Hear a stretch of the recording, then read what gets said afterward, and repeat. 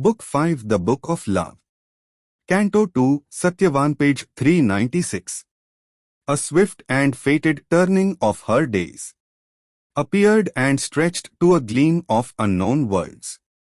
Then trembling with the mystic shock her heart moved in her breast and cried out like a bird who hears his mate upon a neighboring bough.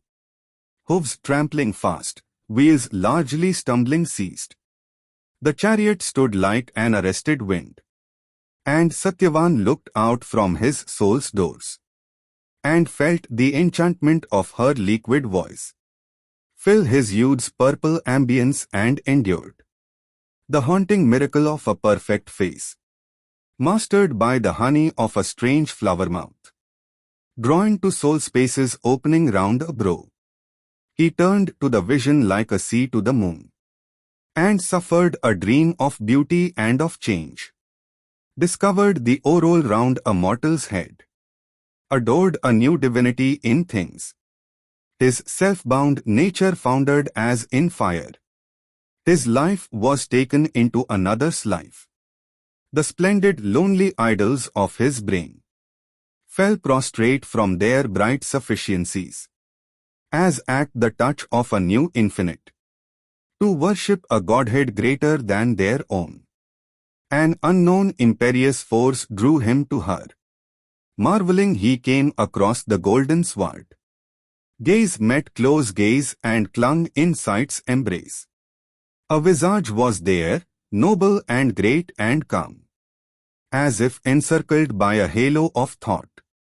A span, an arch of meditating light, as though some secret nimbus half was seen.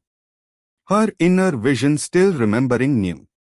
A forehead that wore the crown of all her past. 2 eyes her constant and eternal stars. Comrade and sovereign eyes that claimed her soul. Lids known through many lives, large frames of love. He met in her regard his future's gaze. Book 5 The Book of Love. Canto 2, Satyavan, page 397. A promise and a presence and a fire. Saw an embodiment of aeonic dreams. A mystery of the rapture for which all yearns in this world of brief mortality. Made in material shape his very own. This golden figure given to his grasp hid in its breast the key of all his aims. A spell to bring the immortal's bliss on earth. To mate with heaven's truth our mortal thought. To lift earth hearts nearer the eternal's sun. In these great spirits now incarnate here, love brought down power out of eternity, to make of life his new undying base. His passion surged a wave from fathomless deeps.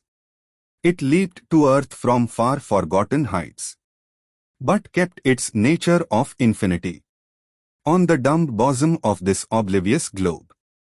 Although as unknown beings we seem to meet, our lives are not aliens nor as strangers join, moved to each other by a causeless force.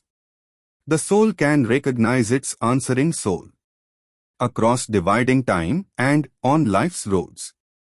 Absorbed rapt traveler, turning it recovers familiar splendors in an unknown face, and touched by the warning finger of swift love, it thrills again to an immortal joy, wearing a mortal body for delight.